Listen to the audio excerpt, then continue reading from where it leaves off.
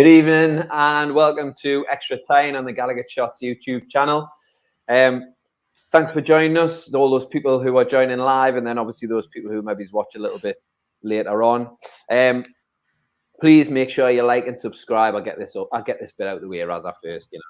Good.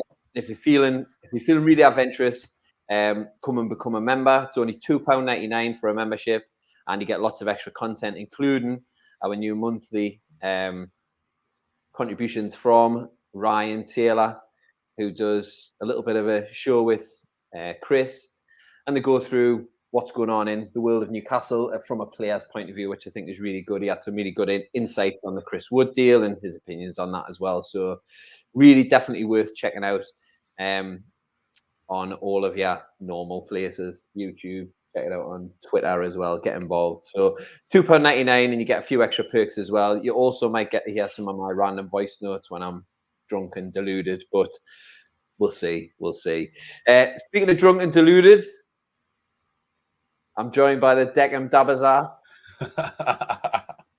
Good evening. You all right, mate? Reet Raza, how are you doing, mate? Not too bad, mate. Not too bad. Thank you for the lovely introduction. Thank you. I was going to go with it. Something from Harlow Green, the Harlow Green hard man, but the Deckham Dabbers just that'll do it with me. A certain ring to it, Nick the Greek. It's just Raza and I tonight. Laura's currently stranded up at Helvellyn. She's been rescued by Mountain Rescue. Are currently rescuing her. She's been raising money for Hugs Not Drugs charity. So she's big into hugging and stuff like that. So she's raising a lot of money for that charity. So I'm sure you'll hear a little bit more about that as well. No, I should not. So loads going on this week, Raza. We were woken up on Thursday with a little bit of morning wood. If you know what I mean. I've got wood. I like it. Hey.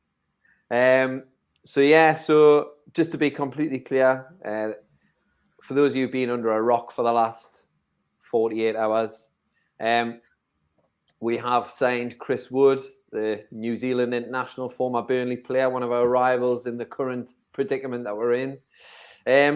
Raza? Yep. What's your opinion? What you think? What you make of the Chris Wood signing, the fee, the circumstances under which he's come, and what you think he can offer to the team? What do you reckon? I'm quite happy with it, to be quite honest. He's a signing I think we need. Well, we definitely need. We need somebody up top. Looking at the performance Saturday gone, amount of crosses were put in, and the ball's up the top, and there was nobody there. He's ideal. He's made for it. Given the fact, obviously, he's come up with my rival as well, a relegation rival, Burnley. You're hoping it weakens them. And there's a few people, Mr. Lineker has, sort of queried the price. Yes, it probably does seem a lot of money for somebody his age. However, to a club like ourselves who've got, unraveled riches now, it's nothing really. And, if all goes to plan and all goes well and we stop up, then really, it's been money well spent. But no, I'm quite happy with it. I think he's a signing who we need, and he's somebody who'll probably get the ground running. He doesn't need time to bed in. He knows the league.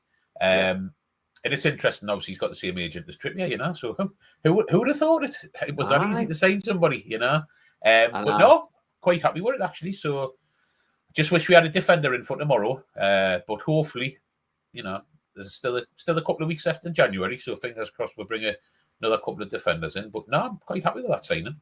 Yeah, it looks like I saw the Botman was mentioned again, and Lille have kind of named the price of 55 million, which, I suppose if you've got Maguire for 85, if that's a yardstick, I don't know what the current exchange on 55 million euros is, but it's got to be in the high 40s probably.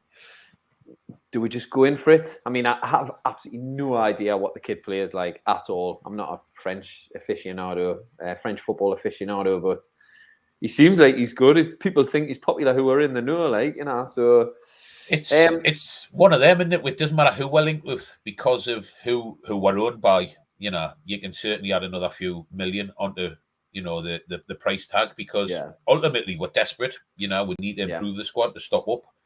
And because of the riches we've got, the they'll think, well, they're going to pay it. So yeah, we will probably any player that we sign, we would probably pay more than what any other team would be paying for them.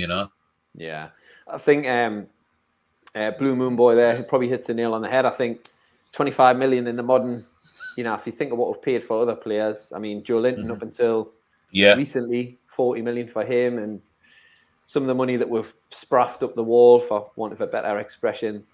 I think 25 million, you pay your money for that consistent, double figures. You've got to speculate to accumulate, haven't you? Yeah. You're getting a player there who, when you look at his record, it's similar to Callum Wilson's. He's somebody who knows the league.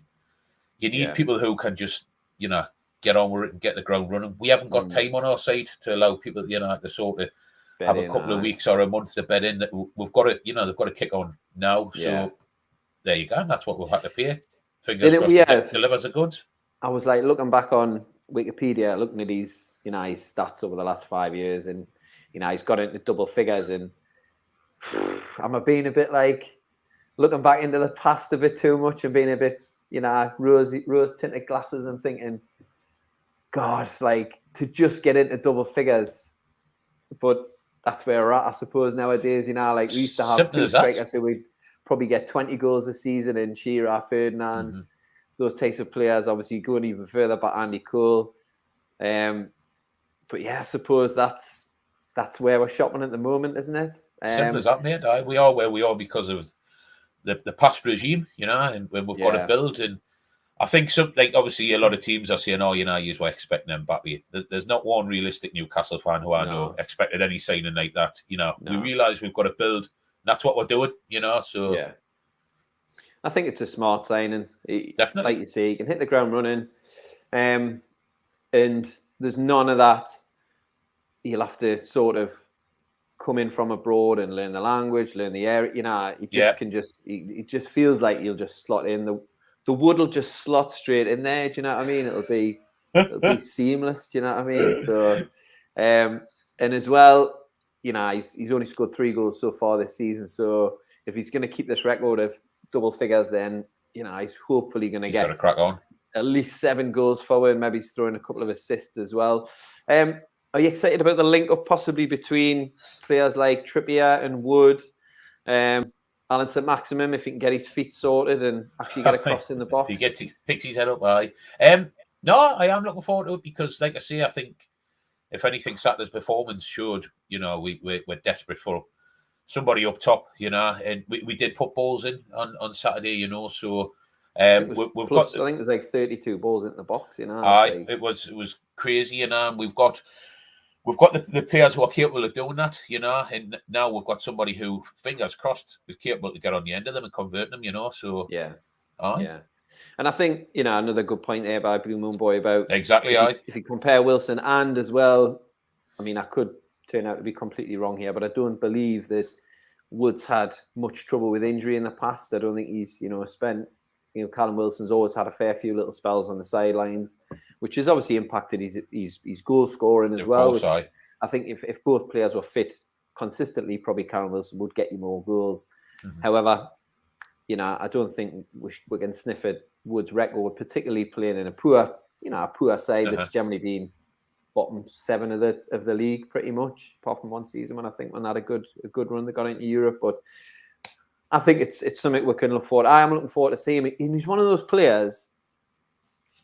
When we played, when he's you a play handful, isn't he?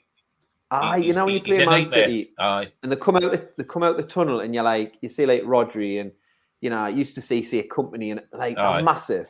And then you look at our players. He's a big unit, isn't he? He's an absolute unit. He's a handful. He'll give. Well, he'll give defenders something to think about, won't he? You know what I mean? So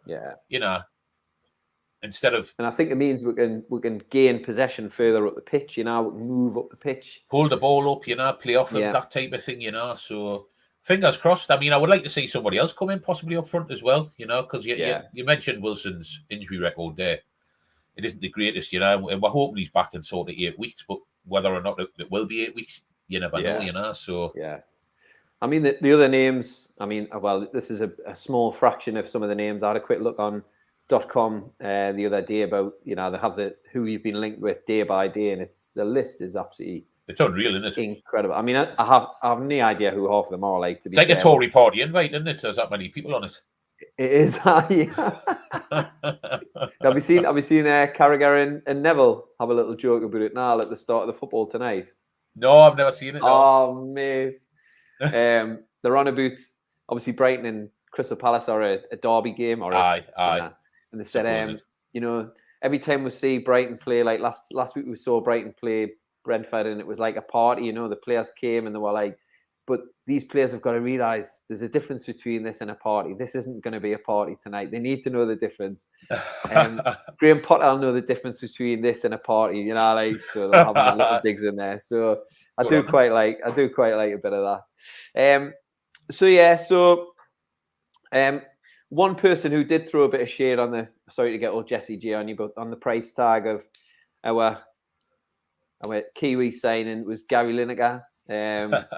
He was expressing his shock at the fee paid for Chris Wood. I generally like Gary Lineker and his ramblings on Twitter, but why is he being a dick? What's all that about? Like, I think why would you even like? What is? I can't see him. I can't see that he's done that to anybody in the past. Like, what is the problem with?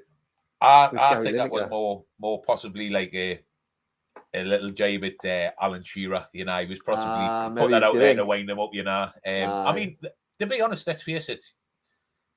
A lot of people are jealous of what we've got. You know, the riches and that, and some people will have a look at his age. You know, and like they'll say, well, he's only scored 3 goals this season. You're paying that much, you know. And people ultimately do want what to feel. You know, so there will be people laughing, thinking, well, you know, if you're not from the region, then people think all of a sudden, because we're the richest club in the world, that we expect Messi to come in and we expect, you know, Neymar and all this. We honestly don't. We realise we need good players in to keep within the league, and we've got to build, you know. So some people may have been thinking, well, you know, the glory signing a Messi or something, and now they're getting Chris Wood. But none of us ever expected that, and we're quite happy with Chris Wood because he's going to do, hopefully, what we've seen him do in the past. And, you know, like Chris Wood is, you know, he's got 27 goals at international level against, you know, teams like Solomon Islands and... the tough game, Solomon away, you know. Solomon away. I mean, Papua New Guinea. Papua New Guinea, you know. It's a tough place to go, you know. Could you do it at Papua New Guinea on a Wednesday night? During a tropical storm. So, you know, I think obviously we're having a bit of a laugh about, but I am generally interested, excited to see how we'll line up tomorrow and what Chris Wood can provide. I think Tom there, you know, he's a big threat, good in the air, decent feet, not the same class, but he is a Shearer type forward, you know, which is, you know, different from what we've had previous. Just as a bit of a side to that, Andy Carroll currently at Reading. He's on a really short-term deal. Scored 2 of the. Have you seen his goals? 2 of the best offside goals, disallowed goals. Sorry, real word. Oh my word! But he's been linked with a little move to Burnley. Seen that, yeah. Aye. And I saw an interesting tweet by somebody. I believe it was a Burnley fan saying, "Last game of the season, it's ones each," and yes, Andy Carroll comes on and goes in off Chris Wood's arse or Trippier's arse or something like that. And Newcastle draw the game and Burnley still have 14 games to play or whatever, because obviously they've had a lot of games. And the game against Leicester has been called off. That's been called off. Don't already know. Yeah. So we will, if we beat Watford, which we'll come to in a second, we will get off the bottom of get out of the bottom 3. And I think psychologically, that'll be a massive lift for the players, for the stadium, for the fans. And today, Eddie Howe in his press conference was talking about that momentum. Raza, just before we came on, you even hinted at feeling a little bit optimistic about the game tomorrow. This is a real turn for you, because you're generally not normally like that, am I? A miserable bastard. So what you reckon? I suppose we might as well get onto the Watford game before we get into Free Donny and some other stuff. So what are you reckon about tomorrow? What's your feeling?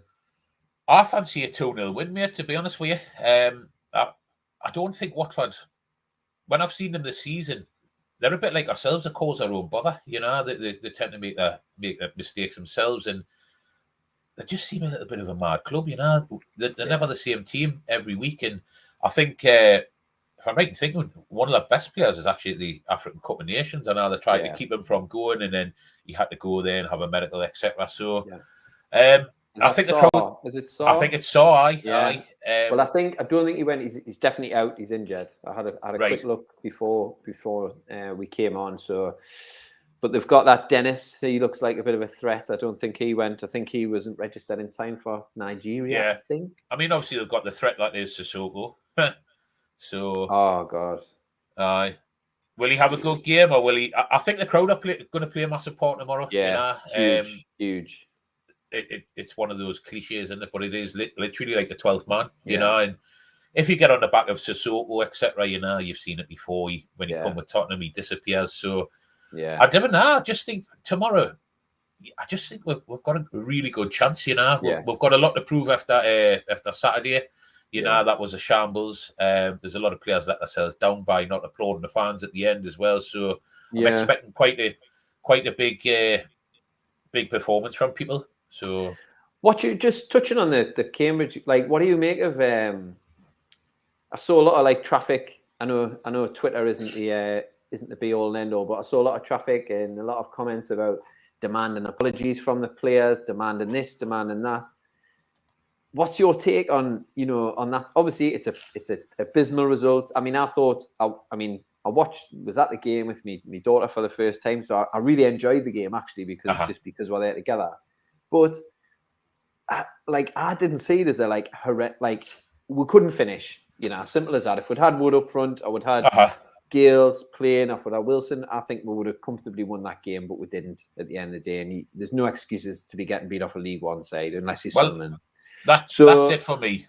The fact that they are a League One team, and the team we put out, ultimately, you know, without injuries, etc., is possibly going to be the team. Obviously, Wood's come in during the week, but it's ultimately going to be the team that's going to go out tomorrow.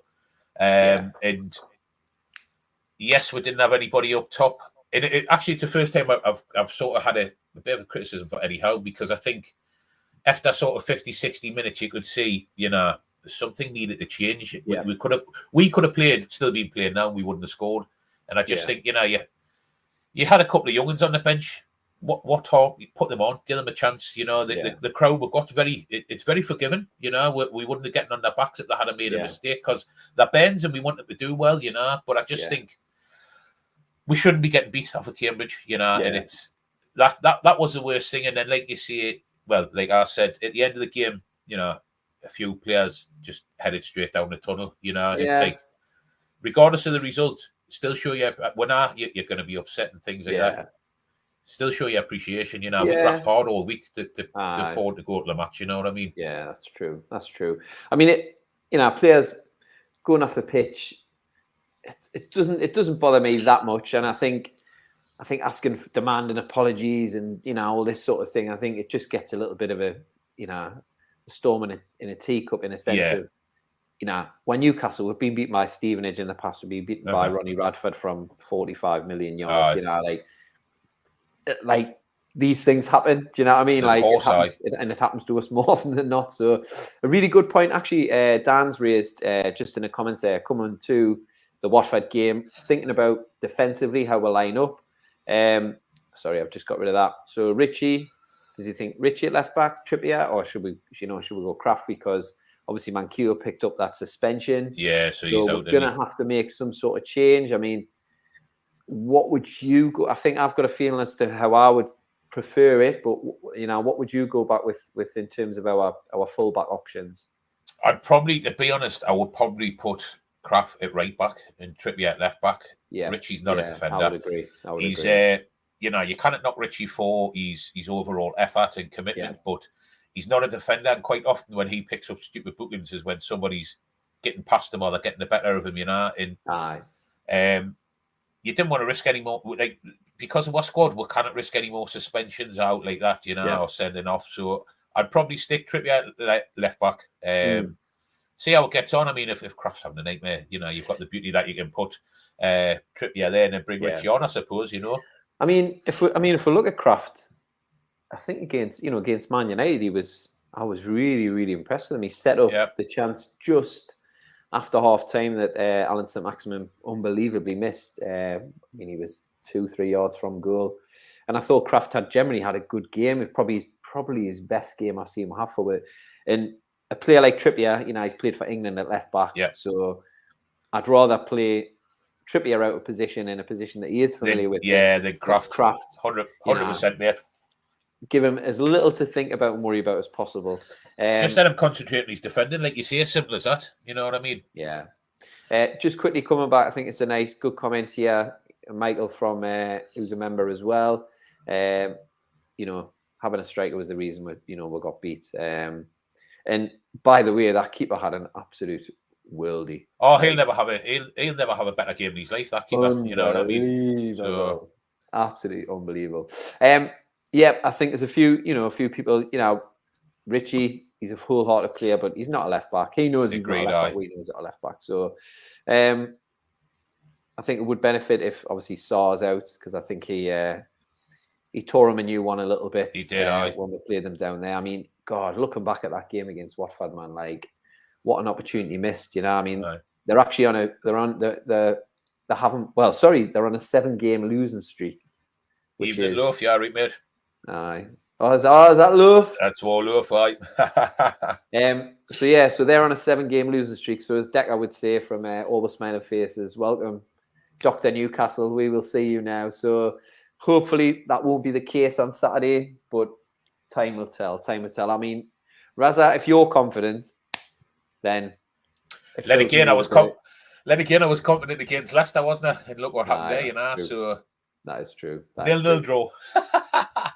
Given outplayed, he wouldn't mind us playing Murphy on the wing. Do you think there'll be a big focus on, he might just play pure wingers? And because for me, Murphy can beat a player, and he just hesitates. I think the encouragement is just to get it in the box. I think he will. Eddie Howe's gonna. You've got to play to his strengths. You know what I mean? His strength is he's very good in the air. So there's no good just playing the ball on the floor to his feet and expecting him, to beat 2 or 3. Yeah, get it in the air, give him a chance. So you're going to want people to put it in the box. Yeah, and as Blue Moon Boy says, just put it in the net. Simple as that. Put it in the net. Football's a simple game, isn't it? It is. It is. Could Hendricks improve with Wood in the team? Stranger things have happened in this parish, comment. I suppose. Stranger things have happened. But we'll maybe plead the Fifth Amendment on that one. Although Chris Wood did say when he was, having the option to sign for Newcastle, he did obviously speak to Jeff Hendrick, and he gave a glowing report of training the city that, and I mean, he's not going to say it's a shit to her, but that was good. That was good to hear. I think there's got to be a call for Fraser as well. Maybe Fraser, Murphy. Is there a space for Allen? Does he need a bit of, would he play just off Wood, or do you think possibly? Be interesting. At least though, Raz, we've got options now. We're talking about options. Yeah, that's it. So we've got a team here. So we've got Dubravka, Kraft, Lascelles, Shaw, Trippier, Shelby, Big Joe, Murphy, ASM, Fraser, Wood. That would be his 11. I think I couldn't argue with that. I think I don't think it's far off. I think that probably would be the starting 11, if I'm honest with you. Yeah. Our results against Watford haven't been great, so maybe Dr. Watford will see us now, and maybe we can break that hoodoo, but who knows? So I'm going to resist doing a prediction for the Watford game, because every time. Well, you kind of do that. You made me give a prediction. What's your prediction? How? 2-0. Clean sheet. First clean sheet this season. 2-0. Same as me. Copycat. Let's do it. Wood will score. I'm going to go Wood will score, I reckon. So we'll see. Wood. So just coming on to, and it's difficult to keep track of all these names, but one that really interests me, and it's usually a phrase that I'm a bit scared of when players get mentioned, but he's been offered to us and Dortmund. There's a big campaign, I think it might have been started by Luke Edwards of The Telegraph, for free Donny. Now that Raza, don't start salivating. It's not a free doner kebab, right? I don't want to know then. He's a bit on your Donny van der Beek. Yeah. I love a bit of Van der Beek. So would that be a welcome signing for you? Would that be somebody who you would think would be an improvement on what we have? Or would it depend on whether we got the Ajax Donny van der Beek or whether we got the Man United Van der Beek? Well, that's a worry you always take, isn't it? You know, he's obviously got a good pedigree. Seen him at Ajax. You know, he was outstanding. You don't become a bad player overnight. And I mean, I'm not being funny when you look at the Man United squad as a whole. You know, you've got some world beaters in there who basically aren't performing this season. You know, so he's not alone. I haven't watched a lot of Man United, but from what Gallowgate hasn't had a lot of game time. So would I have him? I certainly would, because he's, you know, you hit the nail on the head before there.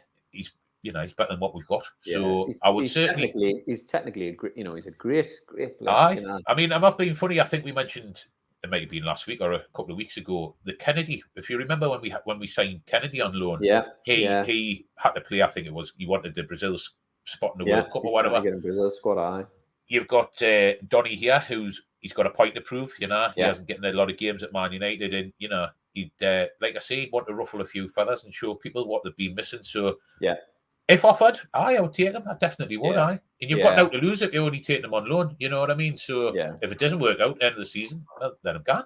So very much. You know, I agree with Tom there about, you know, Lingard at West Ham last season. Exactly. You know, like Willock at us. You know, at us definitely. Last season, you look at all these players, you know, and it's when you get them out of sort of where they are, a new dressing room, new manager. You know, people believing in them.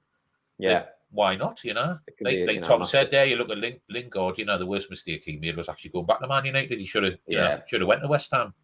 Yeah. I mean, they're absolutely flying this season. I think it might start to catch up with them. You know, I think the struggle with a small squad, and then COVID thrown in as well. Like players dropping like flies. You know, it may do, but they've played fantastically so far. And that is it. Jared Bowen, he's been outstanding for them. You know.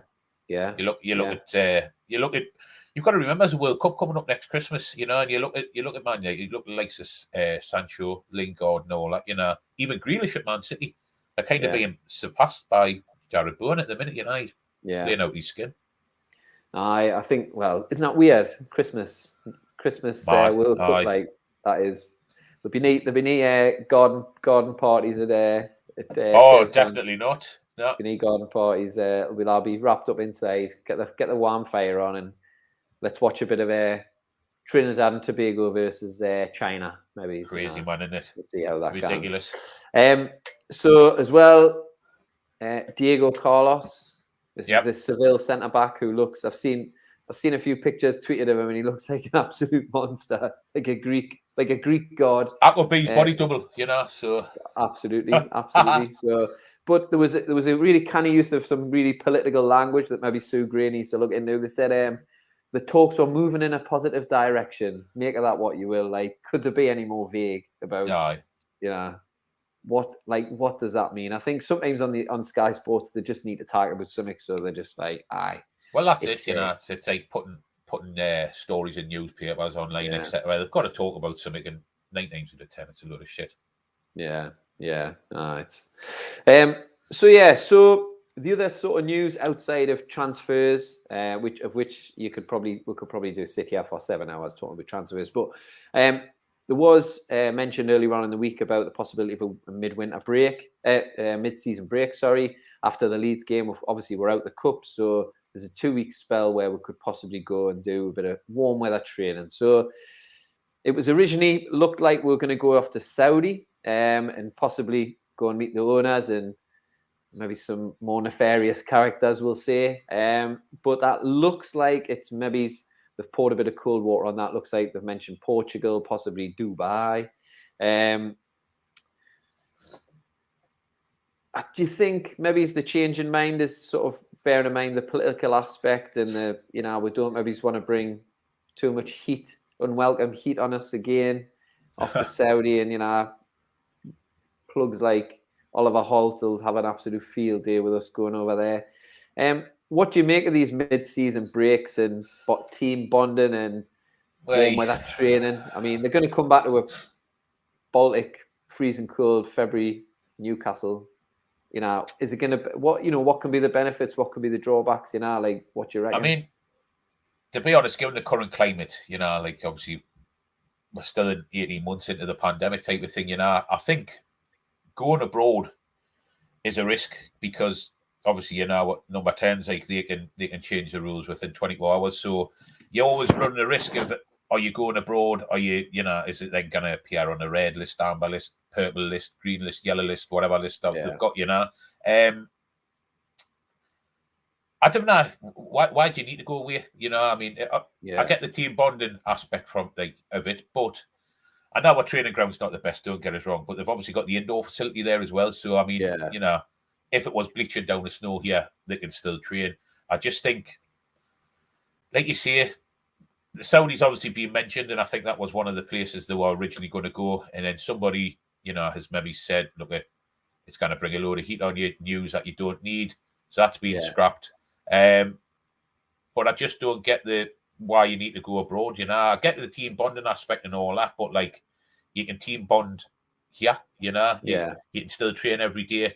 But I'm sure get the lads doing lane 7 and then over to the boulevard, I'll get to a golf or something like that. Get to a golf, man. There's loads you can do. Bit of paintballing and that, man. Oh, I mean, do you want to be traveling, I mean, I know they're not going to be sitting in economy class and all that, they're going to have private planes and that, but do you really want the travelling there and back and all that kind of stuff, It's, for me personally, I don't get it, but a lot of clubs do it now, and a lot of clubs do it as a PR exercise for sponsors, etc. So, but if it was left up to me, just like you say, get them in the tune, just keep them there and get them in several. I'll get to a golf or something, or the beehive, something like that. Cheapest pint of Strongbow in the tune, man, but in the beehive, like just get Joe Linton amongst it. He'd be absolutely flying, man. Absolutely big flying. Joe, man. He'd be windmilling all over the big market, wouldn't he? Oh, what would he be windmilling though? Well, anyway, hey. On to Chris Wood. let's not go too blue. I think for me, if you win after the winter break, it's a great. If you win after the mid-season break, it's a great trip. And it's been, if you lose, you'll get absolutely panned. So for me, is it worth the risk? Really, is it worth the hassle, the potential of exposing yourself in a COVID sense? I would just leave it.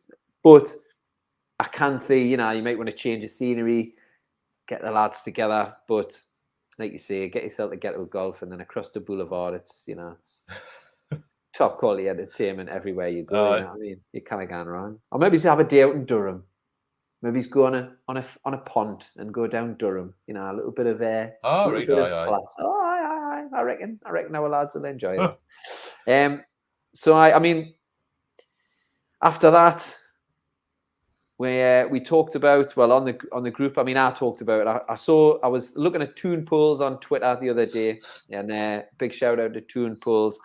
Always got the insight on what's going on at Newcastle United. Obviously, definitely ITK situation going on there. But the name of Sylvain Marveau was brought up. Gabriel Obertan was brought up about still playing. Is he? Oh, he's still playing. He's still playing for some team in America. So I got to thinking about players, looking back at players who used to play for Newcastle and are still plying that trade somewhere random. And now Ollie Bernard still pulls his boots on sometimes in the over 40s league. Do you know of any players, Raz, from Newcastle past that are still playing? I mean, I once played five-a-side with Frank. I know he's not a Newcastle player, but Frank McAvenny, he's got a little shimmy on him, at the age of, I think he was in his 50s at the time. So any players that, obscure ones that you think are still playing, still plying that trade? You've done it there. Like I can't think of any, mate. Well, if we look back at some of the players that we have, I mean, well, Dan Whitten straight in there with Obafemi Martins. I did have a look at Obafemi Martins, and although his career has been extensive and he probably has played in India, and he's definitely not 25 anymore. He was when he signed, apparently. But we've got a player who's playing currently in Iceland, who was in our team in the promotion season. Who's that? Former Liverpool player, former Bolton player, midfielder. Liverpool, Bolton. He's found himself. I think he's played over in India. Danny Guthrie is currently playing. Is he still playing? Is he for a team called Fram? Oh, right. So he's over in Iceland there, enjoying the aged and vinaigretted shark, deep fried shark or whatever they have over there. But I know he's still pulling his boots on. Obertan and Marvo are playing together in Charlotte in the United States. They're playing in the 3rd division. Apparently Cisse is still playing. We've still got him playing. And Sim de Jong is still playing. We've still got these players. Could we sign any of these players back, Raz? Do you think they might add something to the team? Sim de Jong? No, definitely not. No. Can you remember that video? There's a reason that they're not in the Premier League anymore, you know what I mean? True, I mean, most of them are sort of like hitting on their 40s now, like. But the one that surprised me was Nile Ranger. Well, Nile Ranger's still playing in the game. Is he still in the league? Do you reckon, Raz? What do you think? Is he still playing? Is he in the National League? What do you reckon? Do you reckon he's? Nah, he cannot be. He's still only 30. Is he? Well, I suppose he will be. He was a kid when he come through, wasn't he? He was young when he came through, wasn't he? But he's at Boreham Wood. Really? He's playing at Boreham Wood. Aye. Shame, you know, because I think he had a bit of talent as well. You know, he was just hung about with the wrong crowd. You know, he had a bit about him, and I think if he had been, you know, if he had a little bit of sense and maybe, you know, a better sort of security outside of football, you know, he would have done all right. Because, like I say, I thought he was a bit of a player. And Thomas Kadar, he's still playing. Yes. He played for Hungary in the Euros. Mark Sayers, I didn't see this one. Gouffran's still playing. Really? In the Armenian Premier League. Oh, yeah, I think that's on Sky Sports 3 on a weekend. I think the Armenian Premier League. Haris Vukic is still playing. Yes, he's still a wonder kid. And my favourite, El Grande Salmon Pinas, is still playing at Alawa.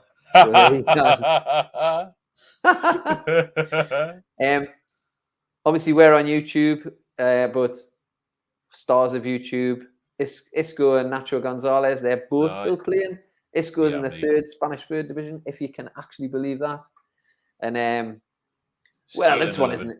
this wasn't a surprise. Frank Wangstein is Chancellor Mbemba still playing at Porto, but we've had some longevity there. Obviously, Iron Mike is still playing. Yeah, not been too bad. But it's just interesting looking down on some of those players. If you go on the unlikelylads.com, you can see like where players are. Like you can get into a proper wormhole with it. Like I sat there for about 4 hours, just like, oh my God, he's a director of football. Christian Becerras is a director of football. Or in Argentina, like what's going on? But yes, so Tovan is still playing. He's over in Mexico, and a late call for the transfer is Barnetta. I think he's still stuck in the on Osborne Road, isn't he? Still like, but there we go. So thanks to Toon Pools there for he really enlightened my enthusiasm for players who are still trying to play the game. I mean, I believe Obertan still hasn't crossed the ball though. That's the problem. Like, have you ever seen a player like Obertan ever? No, he was frustrating, wasn't he? Like just unreal. Like he was rapid and all, wasn't he? But like absolutely rapid. Wouldn't pick his head up, you know. It was just like it was. If so, he'd never played football before in his life. You know what I mean? But shame, like because it's like they just took running spikes off him and gone there's some boots. There's football boots. There you go. Mental, man. Who is the most clueless footballer you've seen play for us? And it's like I didn't really prepare for this at all. But no, you didn't. No, you put us on the spot. Most clueless. I mean, during the Dalglish, I mean, I think obviously, you know, like back in the early 90s. There's a few we could have, isn't there? But the most clueless.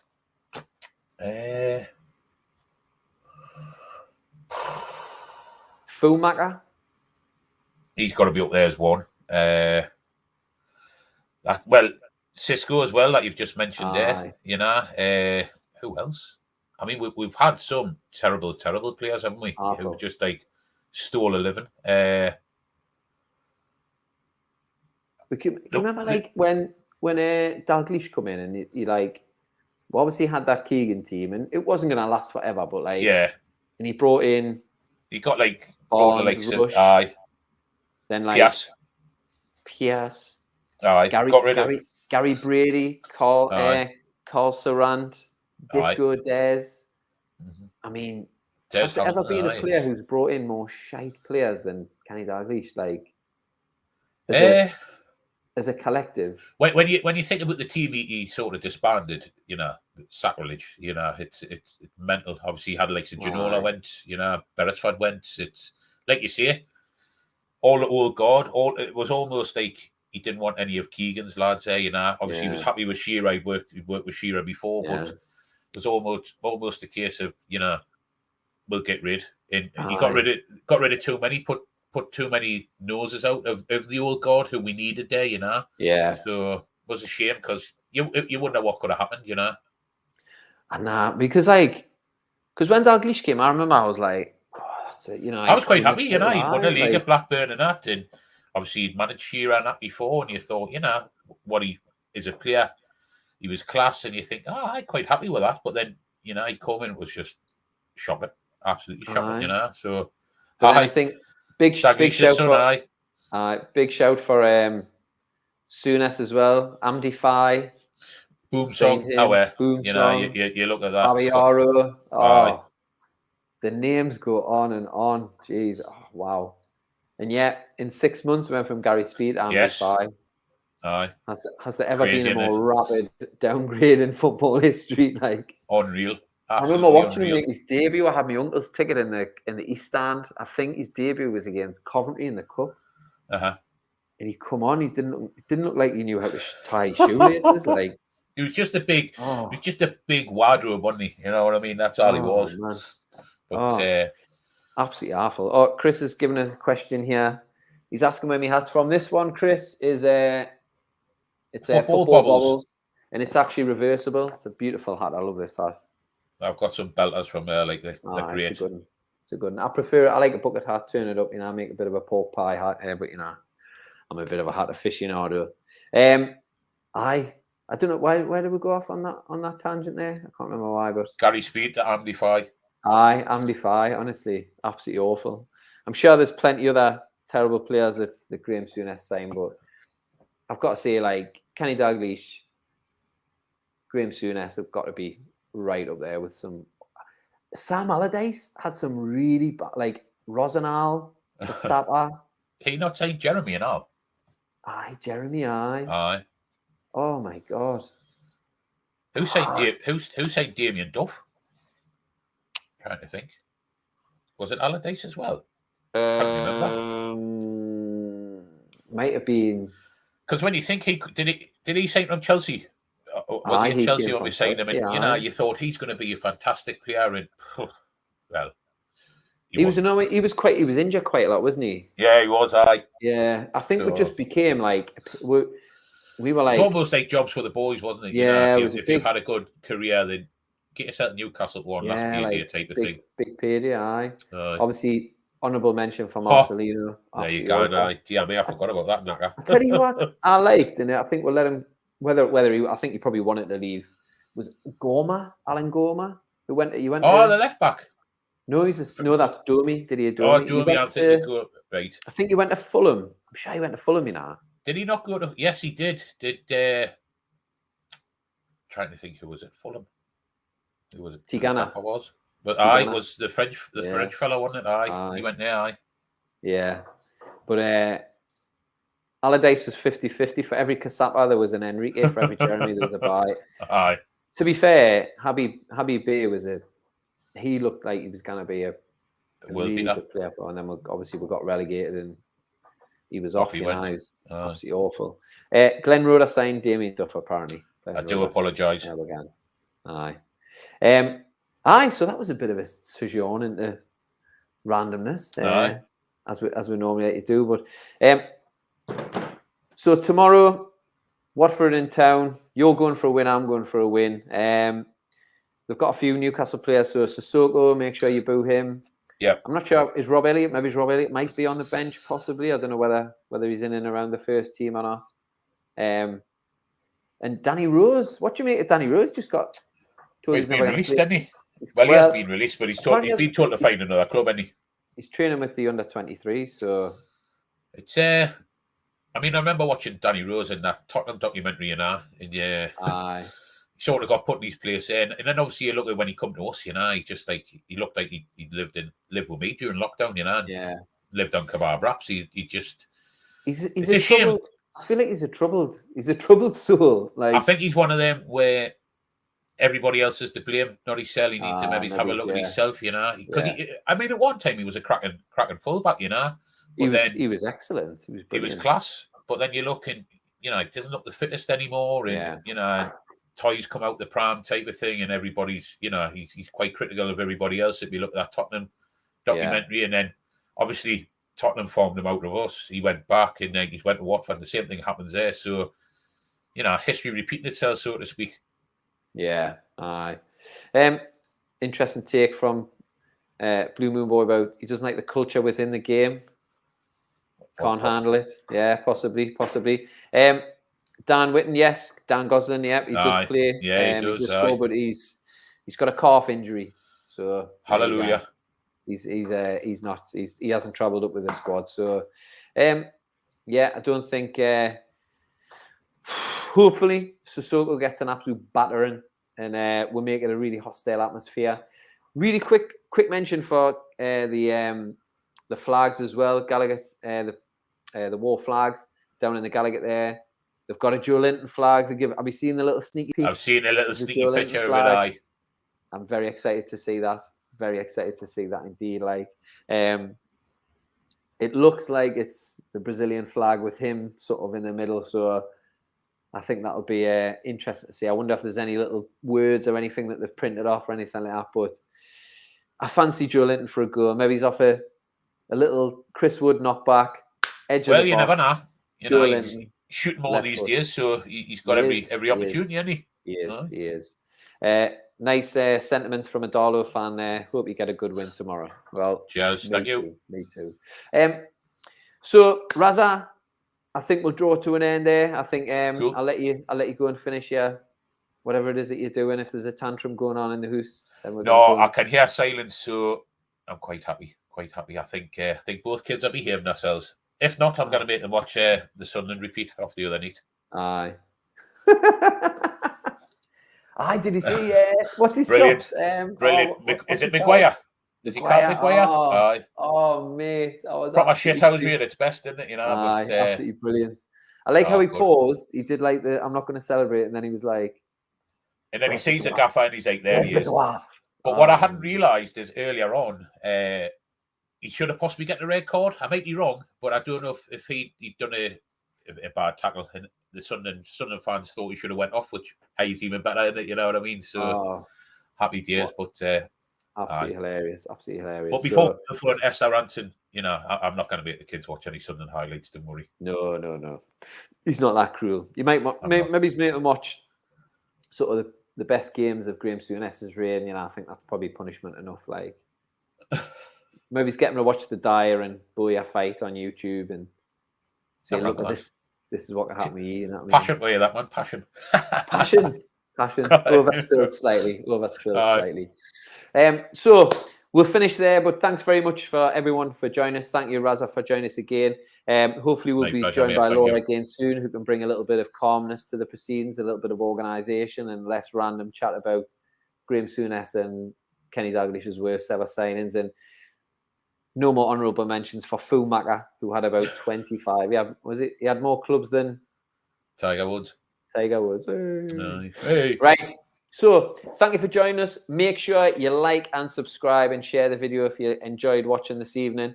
And also, $2.99 gets you a membership to the Gallowgateshots YouTube channel, where you get a little bit of extra content. I know Chris is working on some more things for those members. It helps keep the channel going. It helps us upgrade to Pro on here as well. So if we can get a few more pennies in the coffers, that would really help us out.